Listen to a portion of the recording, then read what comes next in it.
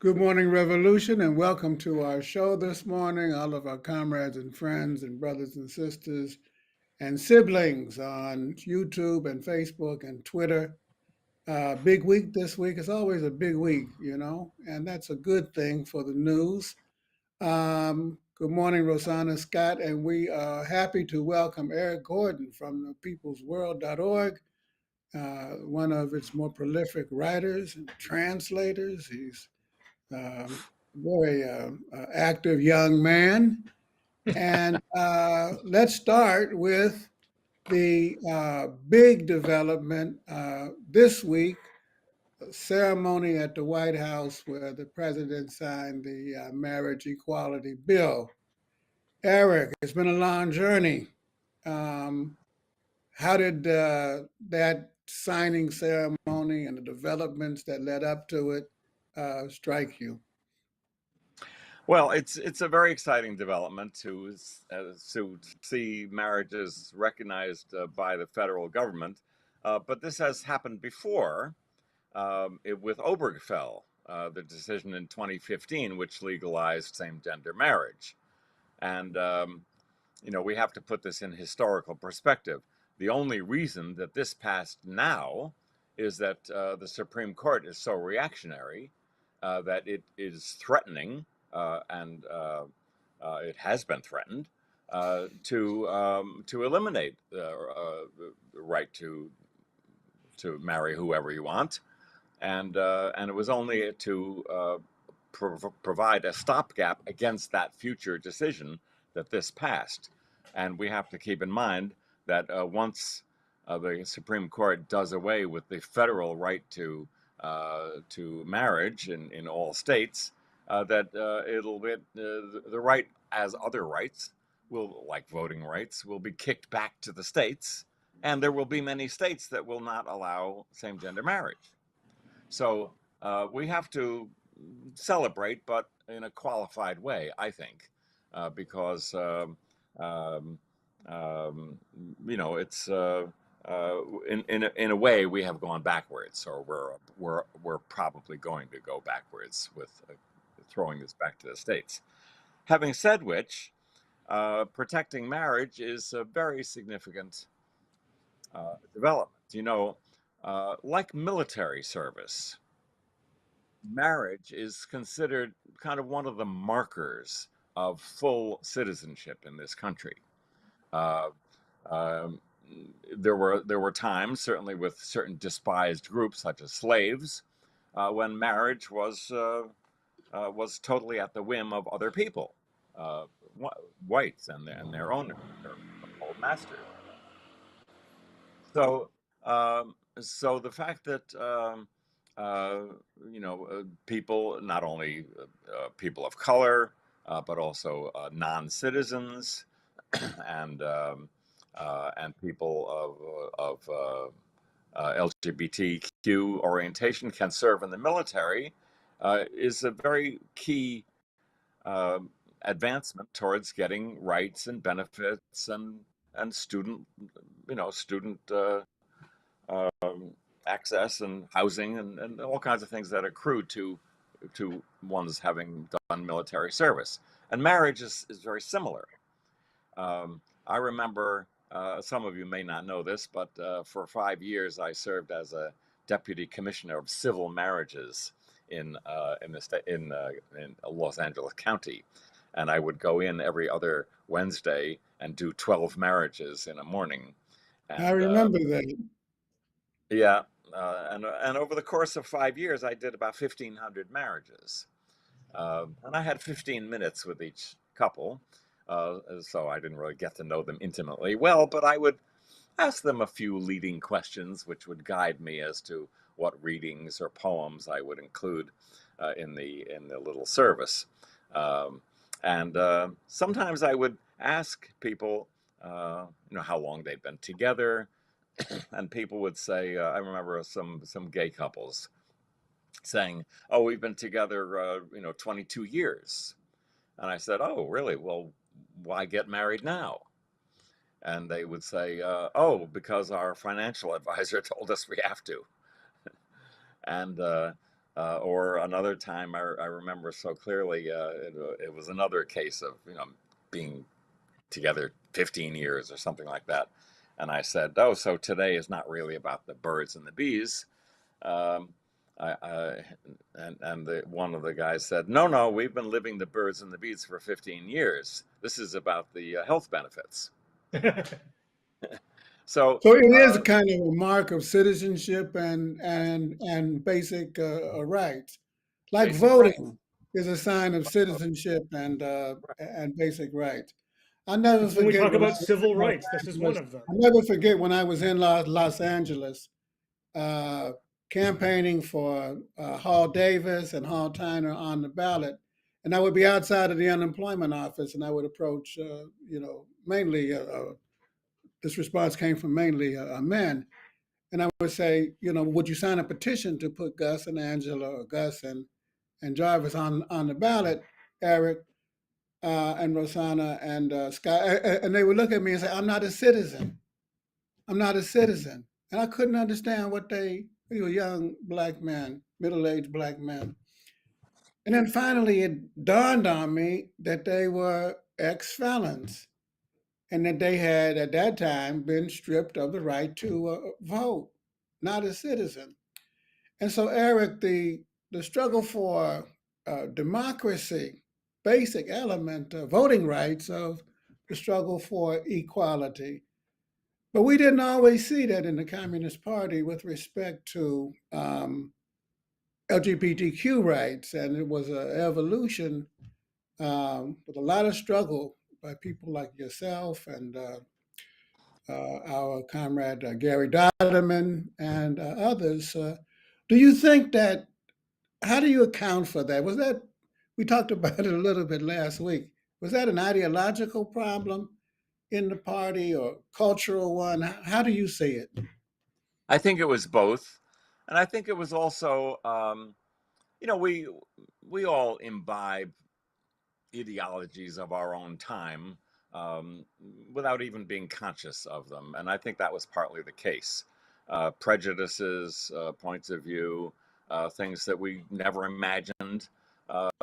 We weren't in that position, so we didn't really parse it out, and see what the ramifications were of these policies. Also, I think that, most of the socialist world that we closely identified with had a policy against homosexuality, which, I hasten to say they didn't always apply, all the time, but it was a selective thing that they could haul out, whenever they wanted to punish someone. They knew plenty of people who were gay, but they didn't throw them all in jail. They used it selectively, and I think that was uh, That true influenced it, you think? Yeah. true Yeah. Scott, you here want to say too. something? Yeah, I was just gonna say that marriage, the right to marry the consenting person, consenting adult of your choice, is a basic civil right. There are lots of things when we say civil rights that includes a lot of stuff that we don't always think of. So marriage equality, voting rights, as Joe mentioned, but also the right to serve on a jury, which there in some states, people with felony convictions on their records, even if they're out of jail, whatever, they still are not allowed to serve on juries, which is falling short of full civil rights. And New York State, I believe, is one of those states where people with felony convictions can't serve on juries. So yeah, this includes the struggle for civil rights. Some of these things, you know, don't always leap to mind as the most immediate, most important pieces of struggle, but they are important. The struggle for equality is the bedrock of everything else that we do, because we can't build a movement, we can't build a revolution unless it's on the basis of equality and solidarity and democracy and civil rights. All civil rights are part of that. Well, Sana, we recently had a party school in Wisconsin. I'm sorry, Minnesota. We invited comments from Wisconsin and Iowa. And one of the points that is made in the party program is that the struggle for equality, as Scott says, and as Eric emphasized, for basic rights, we need to be able to do what everybody else does, whether it be the right to vote or the right to marry or the right to health care or the right to form a union is the main. These are all basic bourgeois democratic rights, but they're also the main. Those are the bricks, according to the party program, that laying those bricks is the path to socialism.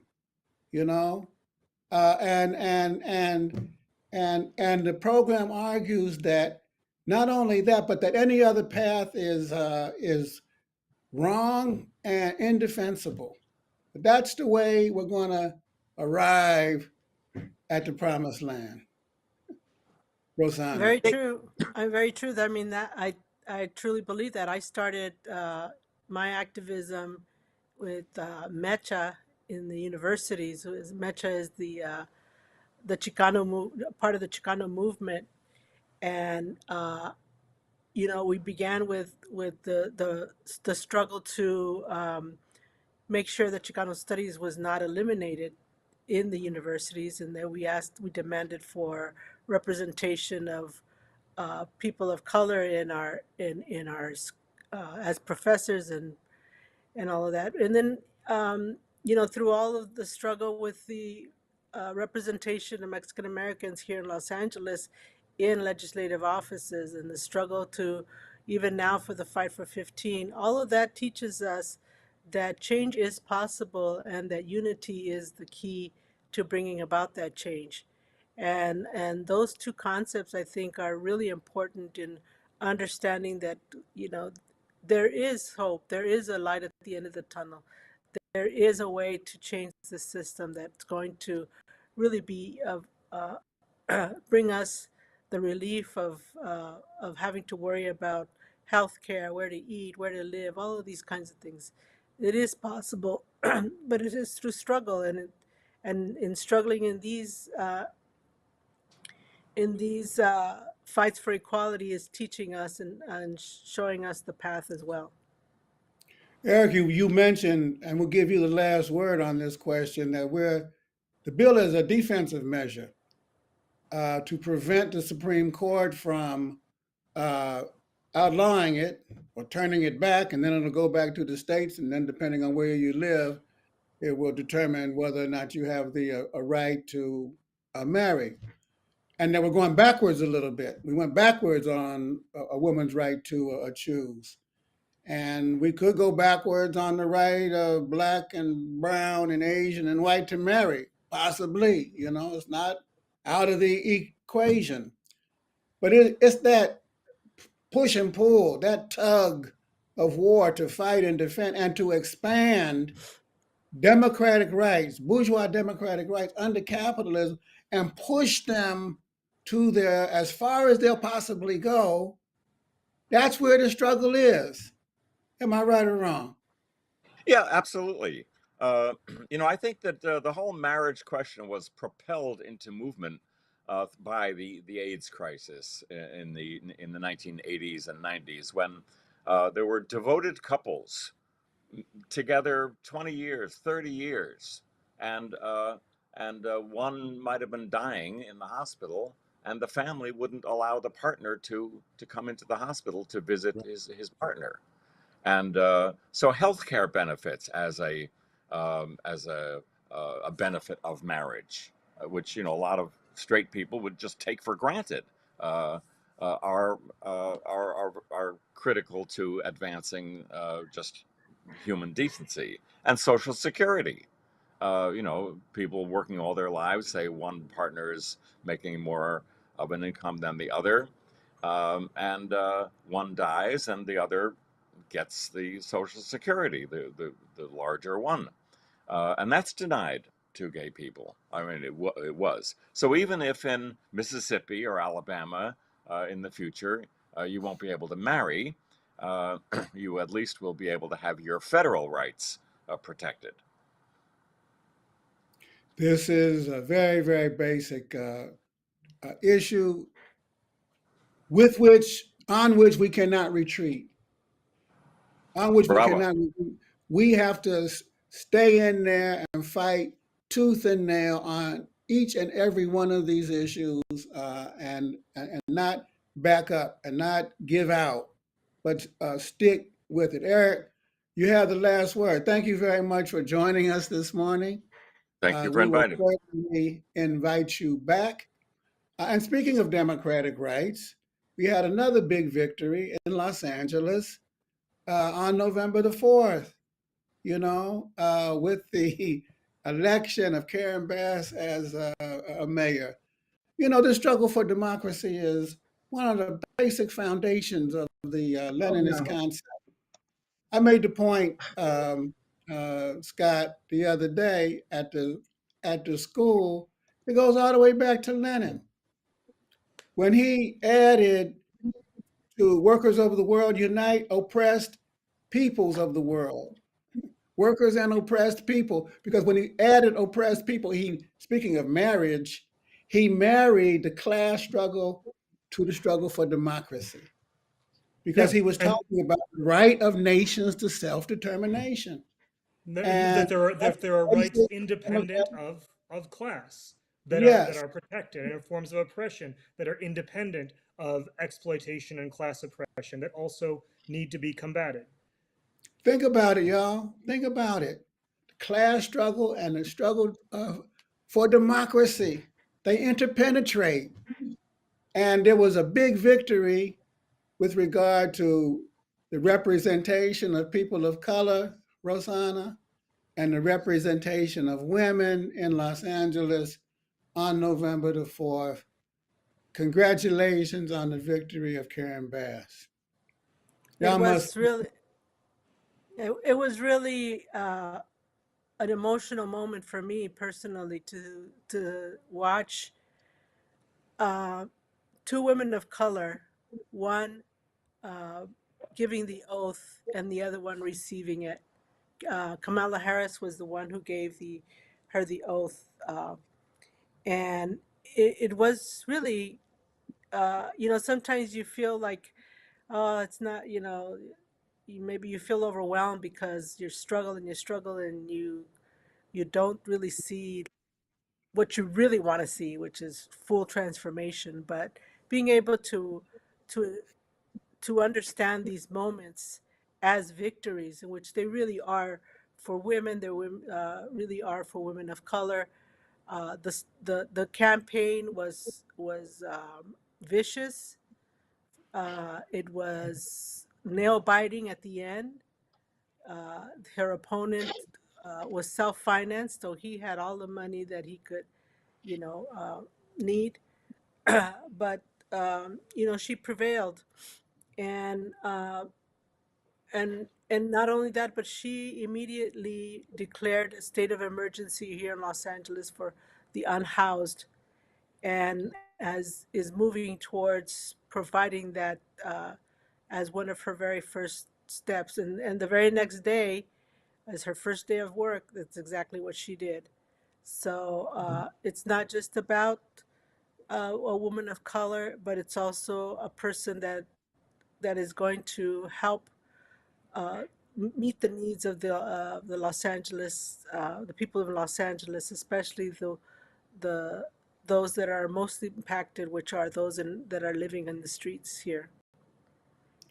And there's been progress with respect to the representation of women in LA. I read that like 30, 40 years ago, there were only two women on the city council. Now there are several. And that the board of supervisors are women now. And that's a Exactly. good thing. That's a very, very, some people scoff at it. Ah, it's bourgeois liberalism. No, I mean it can be, but the main thing is that women have the ability to rule Look, and the and right. determine policy. And now it's up to the people's movement to raise the demands and to push and insist, and so that the campaign promises are realized, Anita, and Right. and and that's the whole thing. But at the same time, I think about Coleman Young in Detroit or Harold Washington in Chicago, all of whom were very progressive, really working class Mhm. based mayors. And they have a hell of a time. I'm sure Karen Bass will face the same challenge. What do you do about 14,000 homeless people? Or is it 14,000? No, It's it's a big much number. more. It's Yeah, more, yeah, much more. I much think more, it's up to 50,000, something to that effect. 50,000. Oh, And with what resources? Where do you place them? Anita, those are very big questions to be able to one, make the right decision, declare the state of emergency, but then what's the next step?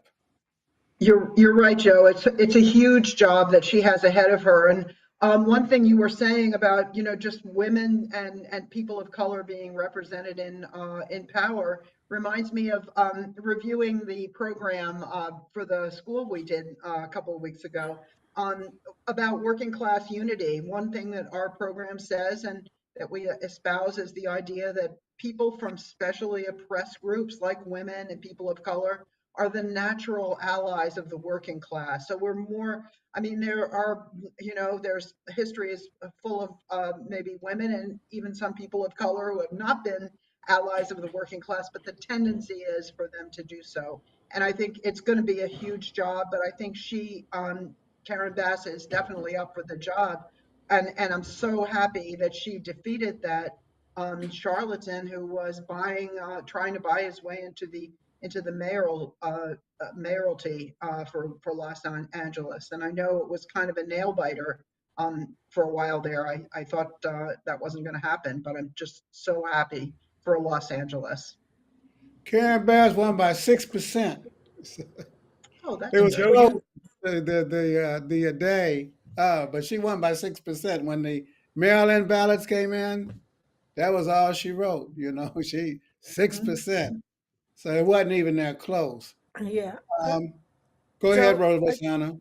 yeah, I think it's important for people to understand that, yes, Karen Bass is progressive, and yes, she has an agenda that's going to help the homeless, to help poor people in general, immigrants, people of color, and those that are suffering.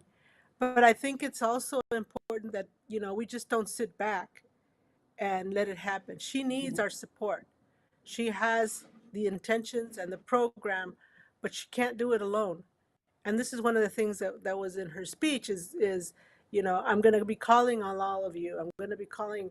She was referring to like Garcetti and the governor and the former mayor and others in office and others in the Congress and so forth. Um, but also we as citizens have to stand up and support these politicians that come in with good agendas, and we're happy that they have these agendas, but we have to understand that they cannot do it alone. We need to provide that support because otherwise others will not move on it. They'll fight her on it, they'll fight and we've seen it.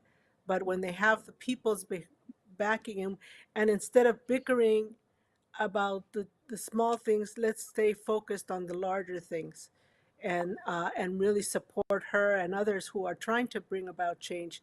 But there are forces that are going to try to prevent her from doing that.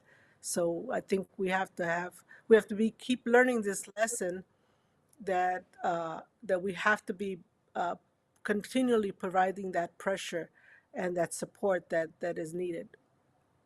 Excellent point. And you have the last word, Rosanna, on the election. So congratulations of Mayor Bass. And y'all got a big job in front of you. And so we're going to be hearing more about that in Mhm. the coming weeks and months. Another big issue is the ongoing fight against fascism. which is a real and present danger. On Monday, the January 6th committee will issue its report and make criminal referrals to the Justice Department. And our eyes will be glued to our screens, whether it be phone or tablet or TV or laptop, to see what they're going to do. This week, and we hope that Trump himself will be referred for criminal prosecution, because the boy he broke a whole heap of laws, Scott. Yeah. I mean, And honestly, he the real danger that he represents, and the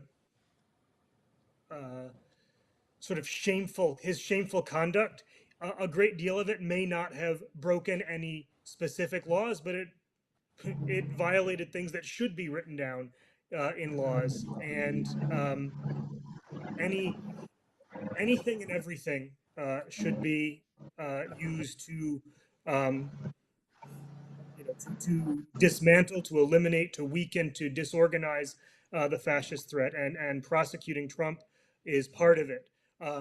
It was also gratifying on that note to see that the men who plotted to the right wing extremists who plotted to kidnap Michigan Governor Gretchen Whitmer were sentenced to 7-year prison terms. So there is movement forward in the fight to, combat the criminality of the fascist right. and if you could put that picture back up there, they had a whole lot of help of the people who. What's wrong with that picture? They had a whole lot of help. There was an ongoing conspiracy, back and forth between members of the House and Senate. They were all texting Meadows, the chief of staff, and all of these dudes. One, two. I only see 2 or 3 women. What's wrong with what? There's nothing right about that picture, and it's not that they're just men, but they're uh, representatives of the most right wing sections of the big banks and military and oil corporations. And they were all texting Meadows about what's going to happen on January 6th and so on and so forth. And they were asking for pardons. Rosanna, they were making big plans, but then they weren't quite sure what was going to happen, and they were asking for pardons. I don't think Trump gave it to any of them. I might be mistaken.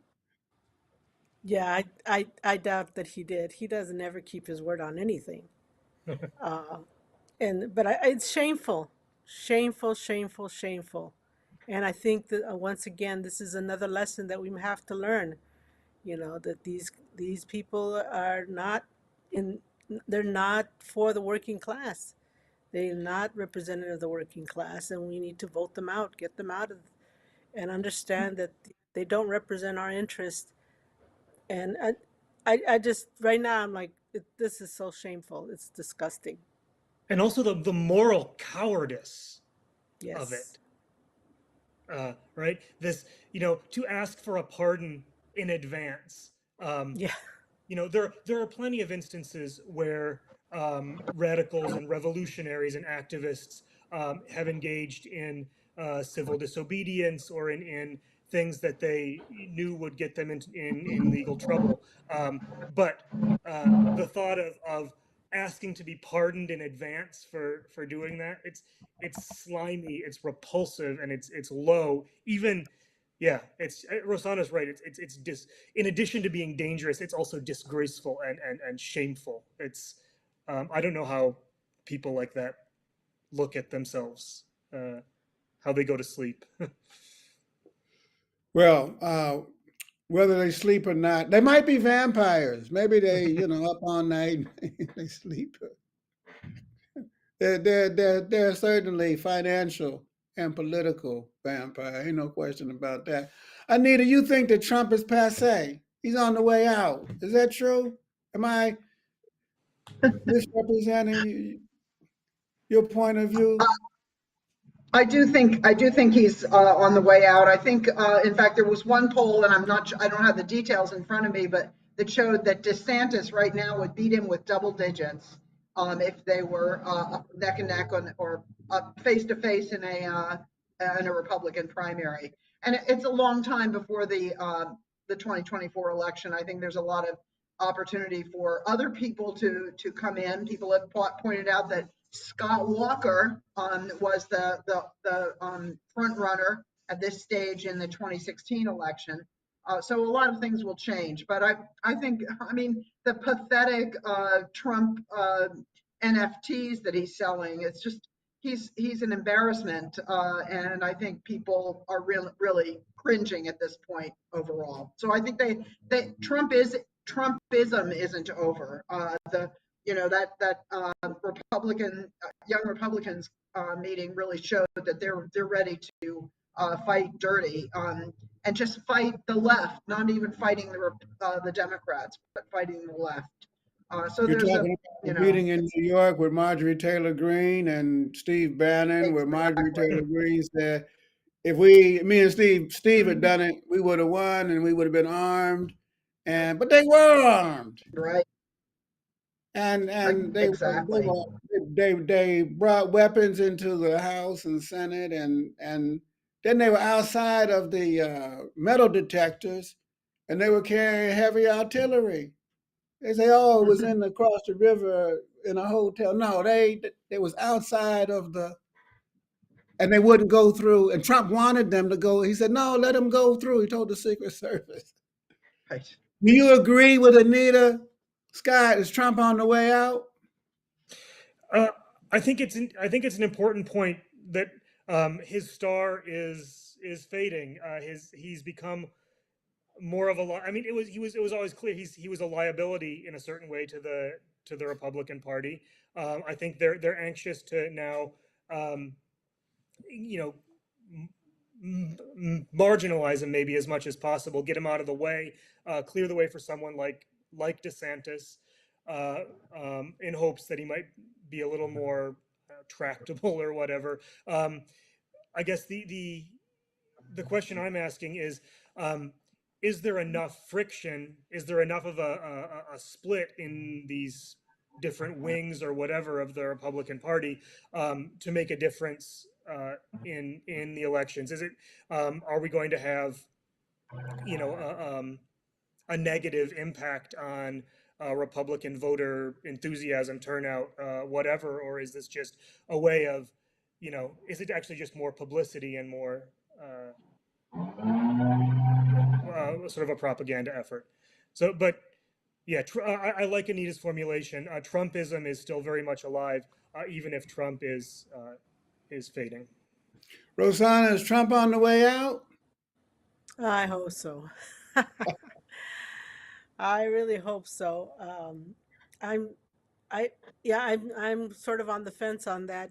I think, it's a wait and see. I think people are jumping ship, but not enough for me to feel comfortable that he's completely on his way out. I think maybe his use value is deteriorating with all of these cases that and charges and all of those. So I think there's that.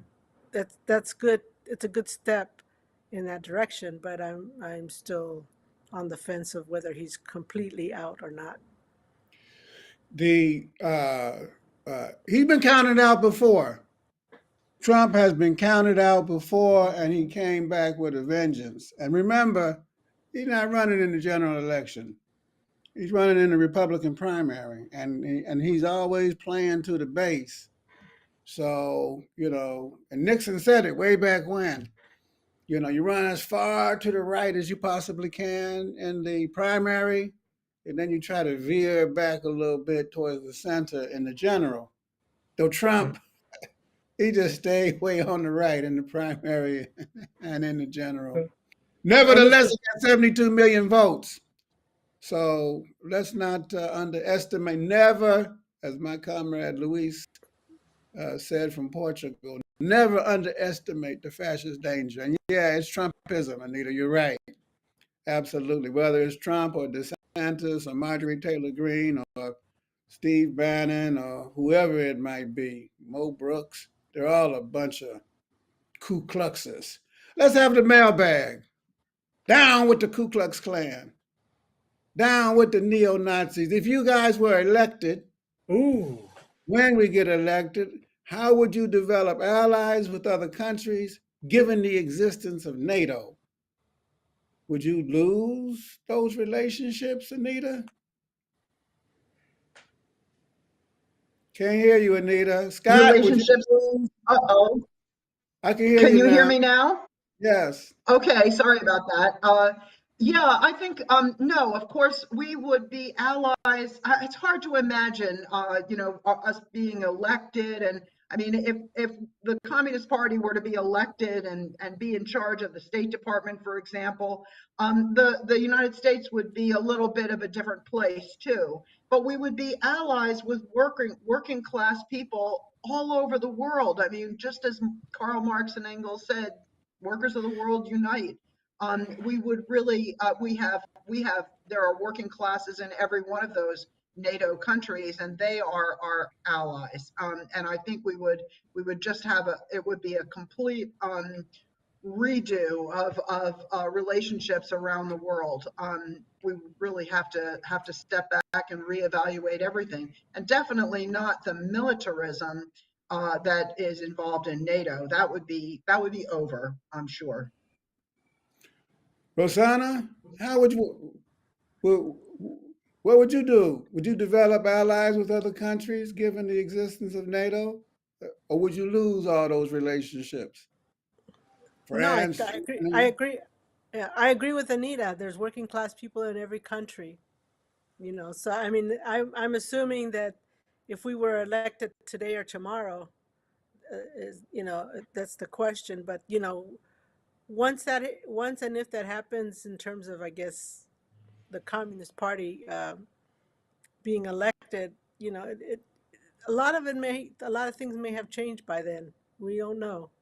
But if we were to be elected tomorrow, I think we would be able to make some significant changes in our and continue to have relationships with the working class in those countries, and develop some different strategies to eliminate some of these oppressive kinds of things. Scott, what about yeah, you? Anita and Rosanna are right on. NATO has nothing to do with the rights or interests of the peoples of any of the countries that it purports to bring together. It's a relation between the ruling classes of Europe and the Western Europe and the United States, designed to further imperialist interests. We would develop relationships with the peoples and the working class forces of those countries. What we would lose are enemies. What we would lose is the fallout of the insane militarism and imperialism. Right, a communist foreign policy is internationalist. It's based on the right of every nation to sovereignty and self determination. We see every nation as having equal rights on the world stage, the same way as we see within within a country, all people having equal rights. So we wouldn't lose anything. We would gain a lot of new ground, I think. When we're elected, we're going to do three things. We're going to cut the military budget, number one. And number two, we're going to get rid of all the nuclear weapons, all the bacteriological, biological, and chemical warfare. We're going to get rid of it, dismantle it. And you know what the third thing we're going to do? We're going to dismantle NATO. We're going to get rid of NATO. And we're going to develop fraternal relations with the workers of the world. It's going to be a new day, y'all. And that's not utopian idea. Why would we need all these nuclear weapons that can blow us to kingdom come and back? In fact, there won't even be no kingdom come. There will only be roaches left flying around. Roaches flying around. No, we're going to dismantle NATO. We're going to dismantle the imperialist transnational economic arrangements that we're part of today. And we're going to live in peace. That's not to say that we will have to build new economic relationships, but the days of U.S. imperialism will be over. And that will have a big impact on the world. Thank you very much for listening. See you next week. Until then, stay strong, stay safe, and stay in the fight for a new society. Take care, everybody. Later, comrades.